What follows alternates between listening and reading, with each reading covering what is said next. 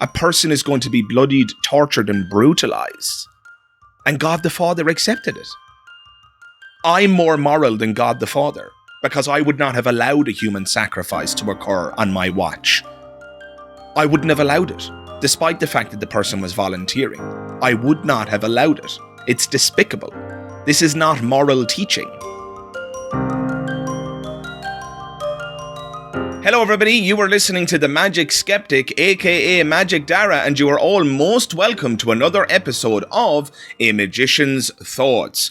So guys, Christian apologetics is something that I've discussed on the channel before, but just as a quick refresher, allow me to remind you that Christian apologetics is a domain of theology which deals with objections to Christianity. In other words, Christian apologists deal with atheistic arguments and arguments that seek to show the non-existence of God and what have you. And that brings me to the point of today's video.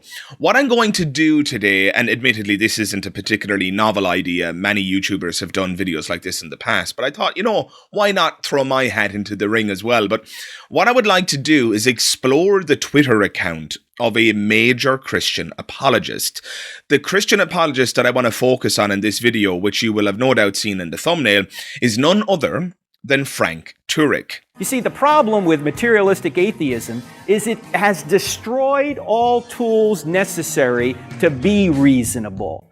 Atheism, in my view, is unreasonable. They've made reason impossible by their worldview of materialism. Frank Turek is... I must admit, I have to give Frank Turek, Mr. Turek, a compliment here. I mean, he is an amazing and persuasive speaker. And when I was, deconverting out of Christianity and I was exploring the arguments for and against God's existence, I encountered Turek's work. And I will admit that he kept me in Christianity along with some other apologists like William Lane Craig and Lee Strobel and what have you. But his work was absolutely responsible for delaying my exit, because he has some very interesting and persuasive arguments that he makes. And so we have to deal with these arguments. If they were persuasive for me when I was exiting Christianity, they are no doubt persuasive for other people as well. And in fact, they're probably so persuasive that they have resulted in people remaining within Christianity. They have probably galvanized certain people's sense of faith and belief in God. And so I thought it would only be fitting, given the fact that I'm now a fire-breathing evil atheist, I thought it would only be fitting that I deconstruct some of Frank's arguments and show them for the flawed and fallacious pieces of sophistry that they are. Are you judging me? And please note that my description of Frank's arguments is not... The description is not intended to be an attack on Frank. If you want to know the truth, believe that Frank is a genuine believer. I think he really believes in God, and I think the arguments he's using, he believes, are strong and good evidence for the existence of the divine. So look, I'm not attacking Frank's integrity even in the slightest. I just disagree with him. I think he's fundamentally wrong. I think the arguments are fallacious even if he doesn't see it. And I want to show you guys why indeed and how indeed they are fallacious. And so without further ado, let's dive right in and take a look at some of his tweets. I hope you're ready. Let's get into it. So I'm going to use my phone for this, just out of convenience, to scroll through Mr. Turek's Twitter account, but I will pop the tweets on screen as we go through them. And I've literally just opened it up, and I'm going to do this live. I mean, I've seen Frank's tweets in the past because I follow him on Twitter. On that note, I follow a lot of Christian, Muslim, and more generally religious apologists on Twitter, and I subscribe to their channels on YouTube and so forth. And I would recommend that everybody do this. I just think it's good practice. I also do this politically. It'll be no surprise to any of you who have been watching this channel for any length of time, but I guess I'm more politically liberal than I am conservative, but I endeavor to follow as many conservative news channels and conservative thinkers, and I follow them on Twitter and what have you. And I do that because I want to be informed about what the other side thinks. I think the worst thing in the world is to end up in an echo chamber, to end up in a bubble. and have your own opinion repeated back at you again and again. I think that is just the end of your intellectual curiosity. I think that's the end of your integrity, frankly. And I see this all the time in the world. I think it's arguably responsible for much of the division we see in the world today. People are basically galvanized into differing tribes.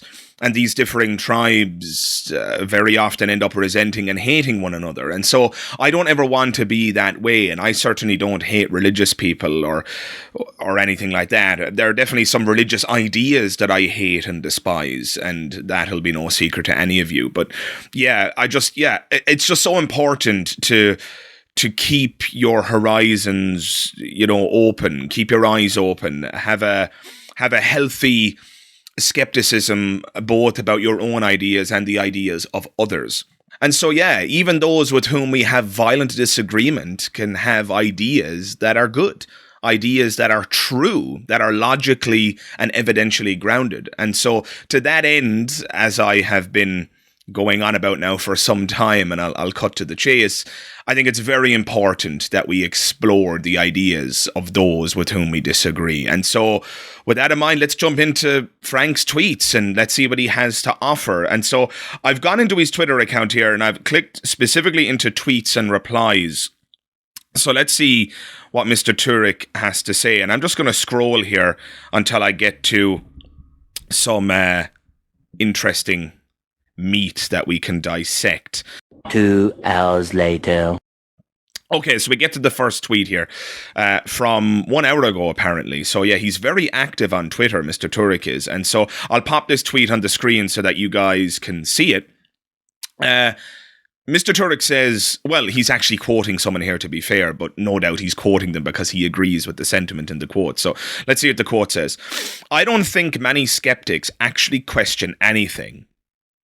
Really? They may phrase their challenges as questions, but their heart is set on rejection and disproving, not asking. And so, right out the gate here, right off the bat, we're in very heavy waters. We're in very, very bad terrain because this is such a bad faith tweet, isn't it? Here, Mr. Turek is just doubting the integrity of the skeptic community, including myself for that matter. I know it's not directed personally at me, but it's directed at any self-identifying skeptic. And what he's alleging here is that we're not truly skeptical. We're not genuine. We have our minds made up already. We're not going to change them in the presence of any evidence, and we're just going to reject God no matter what. So, I must say, I wasn't expecting this to be the first tweet, but Mr. Turek, you're better than this. Now, I've seen you argue in the past. I watched your debate with Cosmic Skeptic, and that was a phenomenal conversation, and I thought you conducted yourself with professionalism and class, but tweets like this are just despicable, frankly. Frankly. That wasn't intentional, I swear. I swear that wasn't intentional. Yeah, this is disgusting. I'm sorry, but yeah, I don't have another word for this. It's disgusting. What you've done is just completely question the integrity and intellectual robustness of the entire skeptic community. You're alleging that we're not truly skeptical and that we're not truly open and honest, and alleging that somebody is dishonest or disingenuous is just an ad hominem attack, and it's ugly and unpleasant. Please notice that I began this video by stating that I think Mr. Turek is an amazing speaker, and I think he's honest and he genuinely believes in God. And lo and behold, the very first tweet I read here is Mr. Turek attacking myself and my fellow skeptics as disingenuous and above all else dishonest. And I just, yeah, you know, Mr. Turek, you're just going to have to do better than that. That's despicable, frankly speaking. That is despicable. So look, we'll move on to the next tweet and see if I can get that bad taste out of my mouth. Are you judging me? So the next tweet is from 21 hours ago, and it reads, if you think about all of the worldviews out there, you can boil them all down to one of two options. Either matter came from mind, or mind came from matter. Now, we know matter's not eternal, matter is composed. If it's not eternal and it's composed, it must have a composer. Yeesh. Oh, Mr. Turek, this is This is child's play, I must admit. So let's start at the beginning here. So we're thinking about all the different worldviews. Either matter came from mind or mind came from matter. Now, I'm honestly thinking about this live, so if I make any mistakes, and dear listener, if you think of a response to any of these tweets that would be better than mine, please do jump into the comments below, because I'm just doing this ad hoc. I'm doing this live. And so you might think of a better answer or a retort than I'm about to give. And so, yeah, I would absolutely love to hear it in the comments below if you do come up with one. So the first thought that comes to mind, that does strike me. The first statement, worldviews either claim that matter came from mind or mind came from matter. That strikes me intuitively as true. So, yeah, most religions are alleging that matter came from mind. In other words, that God created everything, including consciousness. Fair enough.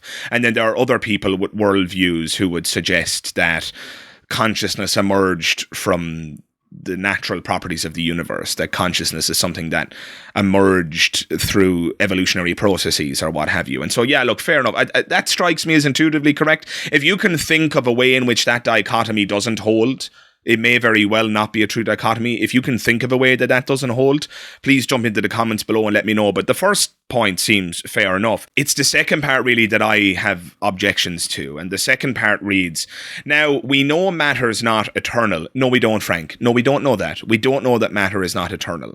That's nonsense. You're making an assertion there. The universe may very well be eternal. And if you're going to say that the eternality of the universe is nonsensical or paradoxical, and then in the exact same breath allege an eternal, infinitely existing God that is a prime mover, well, then you are engaged in the special pleading fallacy.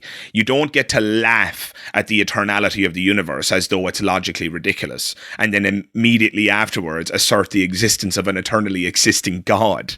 And telling me that, oh, God's nature is eternal and all the rest of it. Well, I can just say the universe's nature is eternality. I mean, any of the things that you can attribute to God there in terms of how reasonable it is to conclude that he's eternal, that there needs to be a prime mover and all this nonsense. Well, why can't the universe just be the prime mover? Why can't the universe just be the thing that is eternal, right?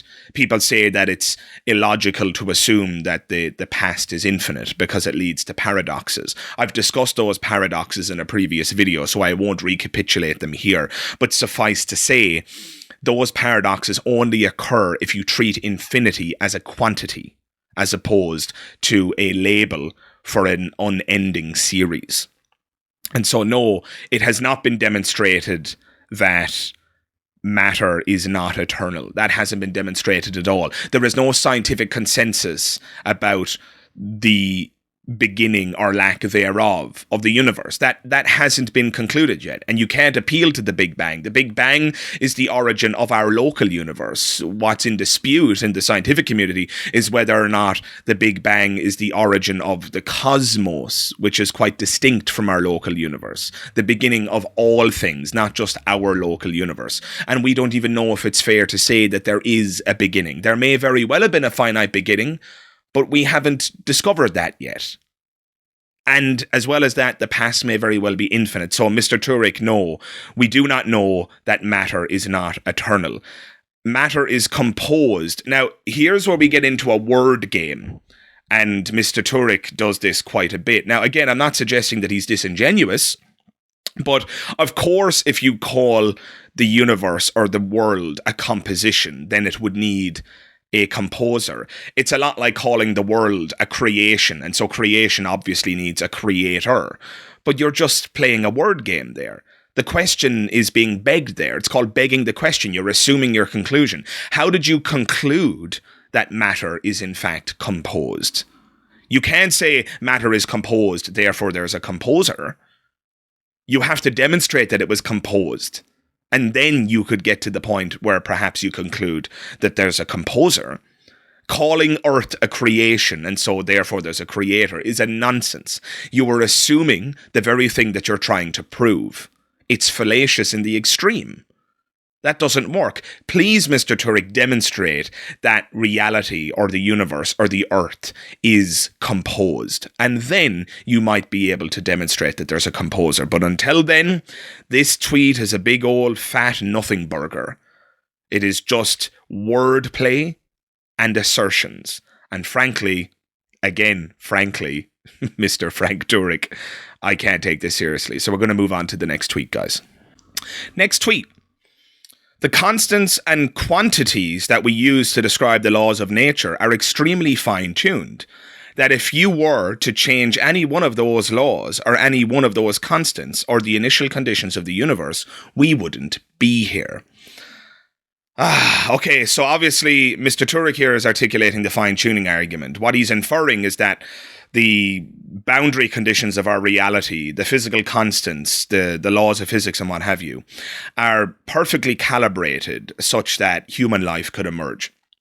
And obviously his explanation for this, the best explanation he could offer, is that therefore there must be some kind of a fine tuner, a god who calibrated these conditions such that we could emerge, because we're special and we were created in God's image. Oh, isn't it lovely? Of course, these are just assertions again. So Mr. Turek hasn't demonstrated that these physical laws and these boundary conditions and the initial conditions of the universe, he hasn't demonstrated that any one of those numbers could in fact have been different. And that is a genuine challenge, guys.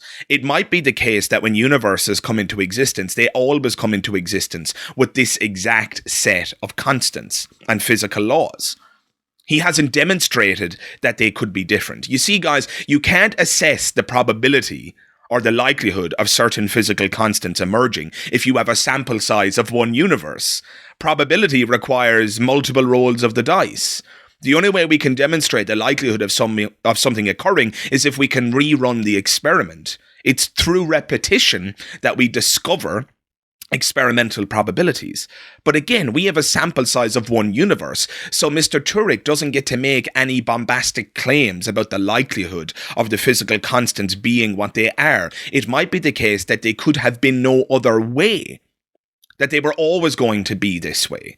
But let's steelman the proposition for a moment. Let's assume Mr. Turek is correct and the fine-tuning is a real thing and that these boundary conditions could have been some other way.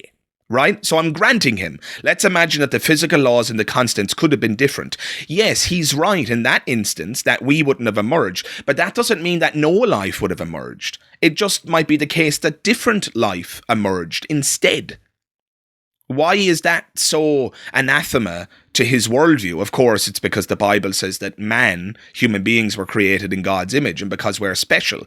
But there's no reason to suppose that some other kind of life couldn't have emerged. There's evidence for that on our very own planet. We have extremophiles that live in fucking molten lava, for Christ's sake.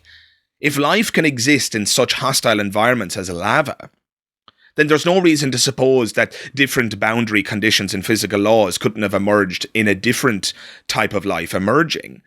I've read in the past that silicon could have been the basis for life emerging, but because of the physical constants that exist in our reality, carbon ended up being the kind of key ingredient, if you will. But again, this tweet is nothing other than a list of assertions. He hasn't demonstrated that there is in fact fine-tuning and that those boundary conditions and physical laws could in fact have been different. And he seems to be completely oblivious to the fact that even if they were, other life could have emerged. But of course, Mr. Turek thinks that human beings are special and that we're at the epicenter of creation, so everything I've just said is going to fall, frankly, on deaf ears. Moving on, the next tweet here. The entire Christian story is the answer to the problem of evil. Everybody's dealing with the problem of evil, but only Christianity answers it. That's what Christianity is.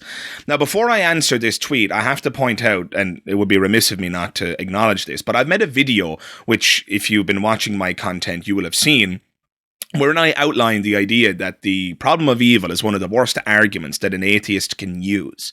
And I won't recapitulate that video here because it was quite a lengthy one. But suffice to say, I don't think that the problem of evil is a good challenge to the existence of God.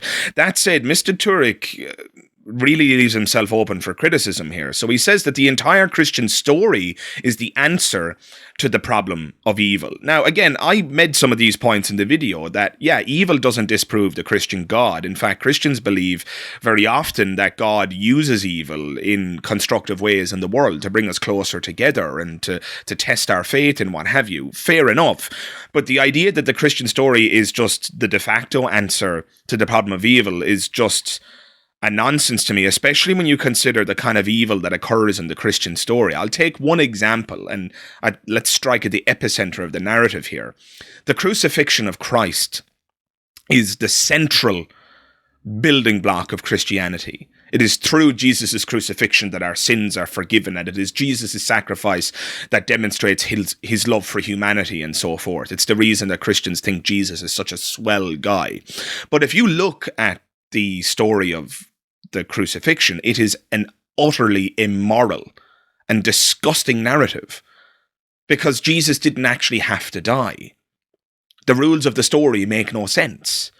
Remember, Jesus is dying for the sins of the world only because God the Father expects there to be an atonement for the sins. If God the Father really was forgiving, why didn't he forgive the sins? Why did he allow his only begotten Son to be tortured and killed for the sins to be forgiven? And it doesn't matter if Jesus volunteered for it. When he volunteered, God the Father had to accept that offer, and he did, which makes God the Father a moral scumbag. If I was God the Father and Jesus Christ said, it's okay, I will take the world's punishments on my shoulders, I will volunteer in their place, I will take their place on the cross so that I may die and take the sins of the world with me, I would reject that offer because it is an immoral offer. It is an immoral offer.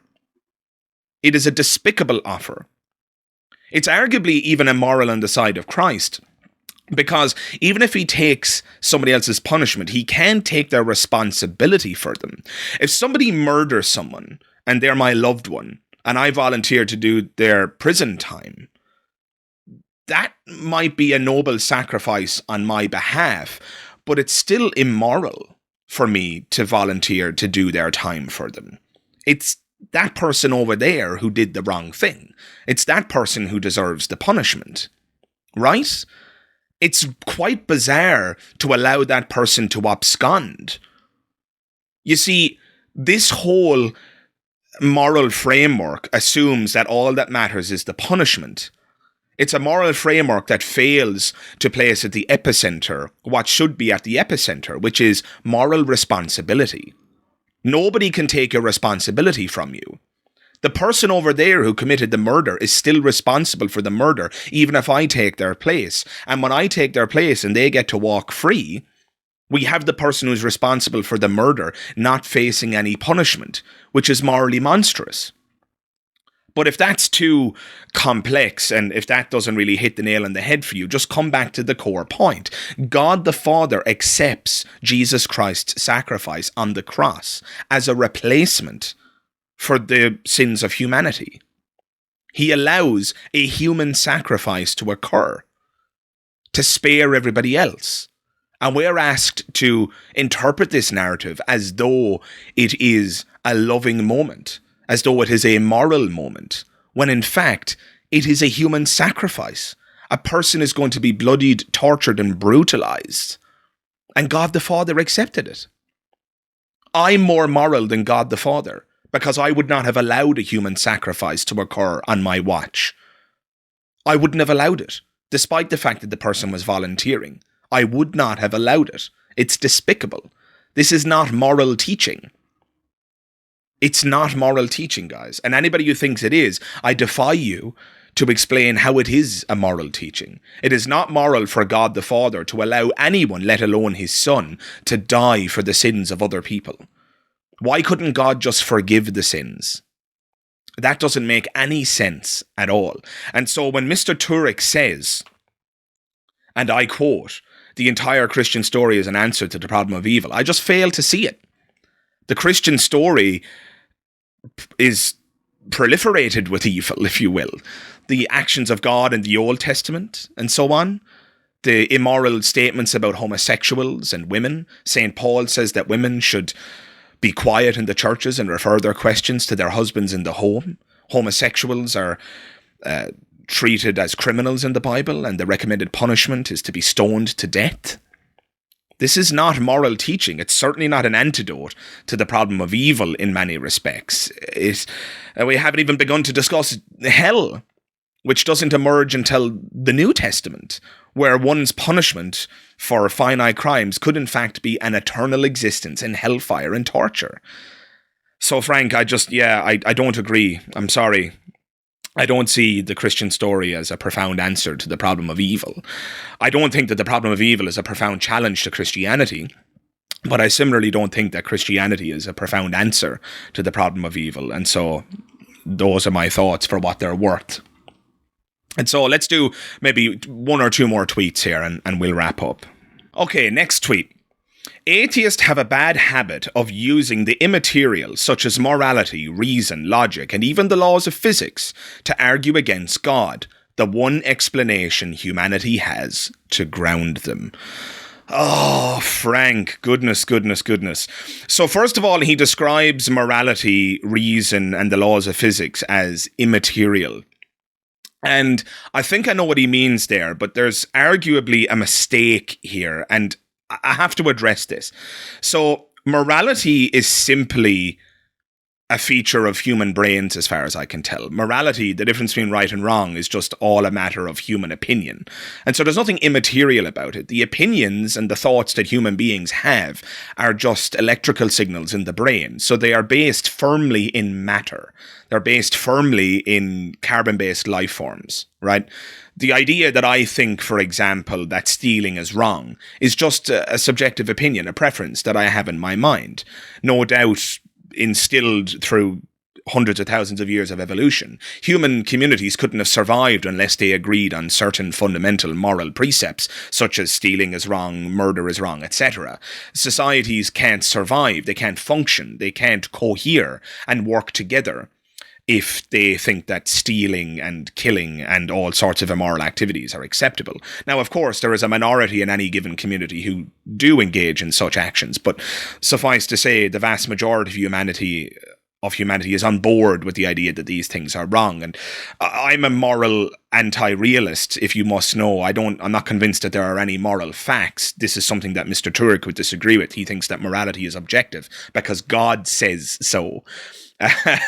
And there we get into the Euthyphro dilemma. Is morality, is something moral because God says so, in which case it's arbitrary, or is something moral because God is appealing to a separate standard or an external standard, in which case God is not the arbiter of said morality? And if you're going to retort Mr. Turek by saying, oh, no, morality and goodness is simply consistent with God's nature, well then, is God's nature good for arbitrary reasons, or is God's nature good for reasons external?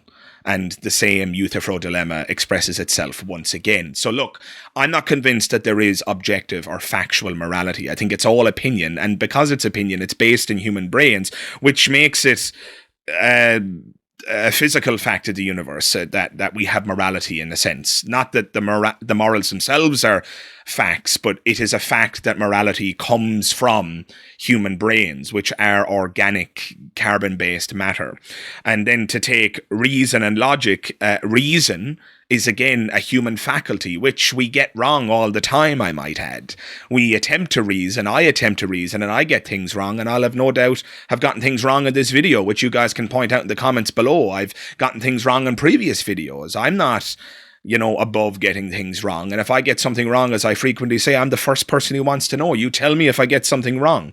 Logic is the final one, and I think what he's referring to there are the laws of logic. And I won't get into a huge discussion about the laws of logic. There are three primary laws of logic: the law of identity, the law of non-contradiction, and the law of the excluded middle. Now, these are not immaterial. They're just descriptions of how reality works. So the law of identity states, for example, that something is what it is and it isn't what it isn't. So when I hold up my phone here, my phone is a phone and it's not a phone. It's that basic. And that's just a description of reality. There's no immaterial law that exists out there in the ether.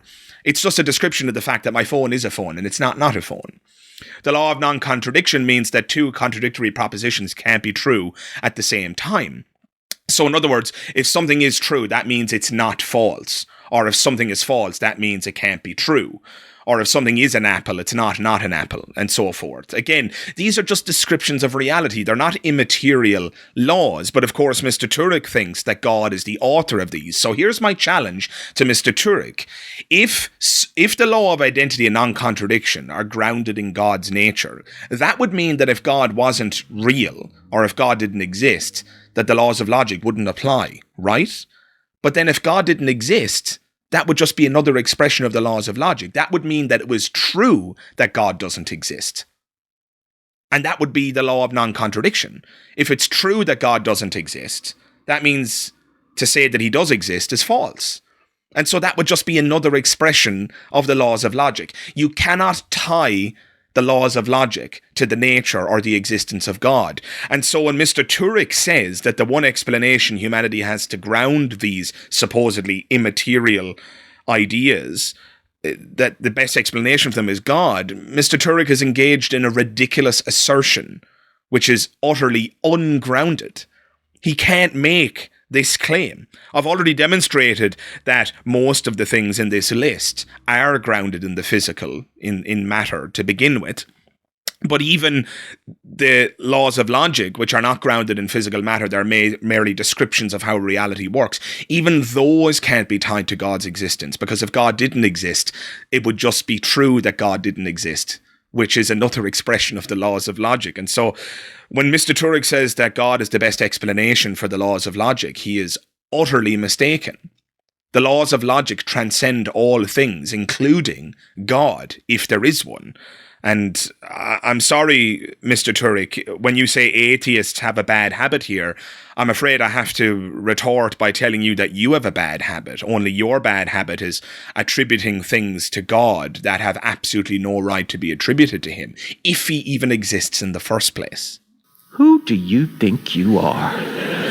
And the final tweet I'm going to discuss today is the following. Mr. Turek says, atheists must make a positive case that only material things exist.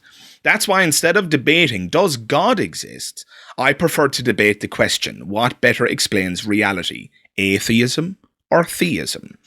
So this is a problematic tweet for a number of reasons. But first of all, telling atheists what they must and mustn't do is just a super strange way to approach this, because atheism is just the lack of belief in God. It's just when somebody says, you know what, Mr. Turek, you're claiming God exists and I'm just not convinced. That's what atheism is. So when Mr. Turek says that I, as an atheist, must make the positive case that only material things exist, he's just wrong. I don't have to make that case at all. I'm not a materialist. A materialist is somebody who believes that all that exists is material things, physical matter. This is otherwise known as naturalism. The idea that all that exists is the natural world. I don't claim to know that all that exists is the natural world. My answer is, I don't know. All I can say on the God question is that I don't believe in God because I haven't seen evidence for God yet. You see, guys, as Matt Dillahunty often says, and I'll recapitulate it here, I am a skeptic first and an atheist second. Why? Because if there was evidence for God in the morning, my skepticism would compel me to believe in God. Because skepticism is simply about following the evidence where it leads. And so, no, I'm not committed to naturalism or materialism. I'm not claiming that all that exists is the natural world or that all that exists is the material world. I'm not claiming that at all. You know, there are atheists who believe in ghosts. So they don't believe in God, which makes them an atheist, but they do believe in ghosts, which means that they're not a materialist, right? There are atheists who don't believe in God, but they believe in reincarnation. So they do believe in a metaphysics of a sort. It's just not the Christian metaphysics that Mr. Turek is proposing. But you see, Mr. Turek has set up what I would call a false dichotomy, a false binary choice. Mr. Turek thinks that there are two options. Either the Christian God exists or materialism is true. And that's just nonsense. The new atheists, they're materialists. They think everything is material. It could be the case that the Christian God doesn't exist and materialism is also false. It could be the case that ghosts are real. It could be the case that reincarnation is real. There's all sorts of options on the table here. Who knows? Maybe the dualists are correct and we do have a soul, but it's not the kind of soul that goes to a heaven. Maybe we just become spirits that dwell amongst the living, which many horror films and supernatural and paranormal films articulate, right? Who knows? I don't know. I don't think Mr. Turek knows, but what I do know is that no, I don't have to make the positive case that only material things exist.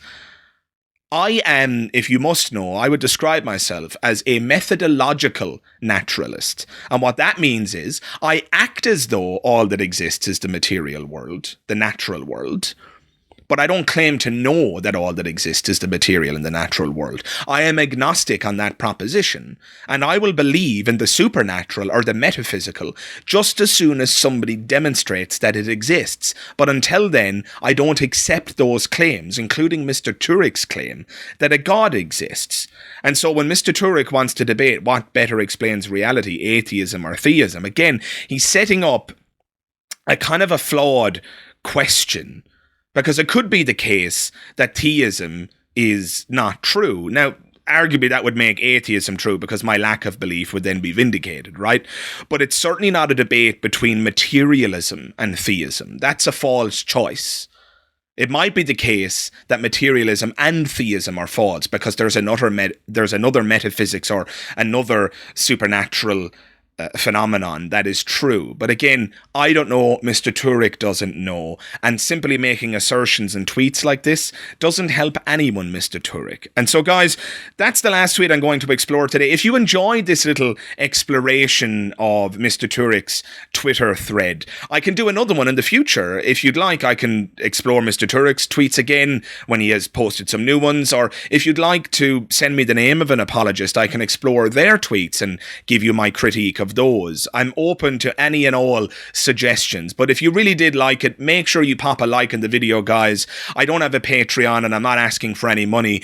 The like is the payment that I would really appreciate. That helps me out. It costs you nothing and it helps out the channel so fully. It's untrue. I mean, it's just so important for the growth of this platform. And if you want to see more videos like this one, the like is absolutely essential. If you've been enjoying my content more generally, please don't forget to hit the subscribe button. And if you do, make sure you check the bell notification icon. That way you'll be able to stay up to date with all things on the channel, and you'll even be notified as and when my latest videos go live. So guys, thanks again for watching this video, and I hope to see you in the next one. All the best. Bye-bye. Are you judging me?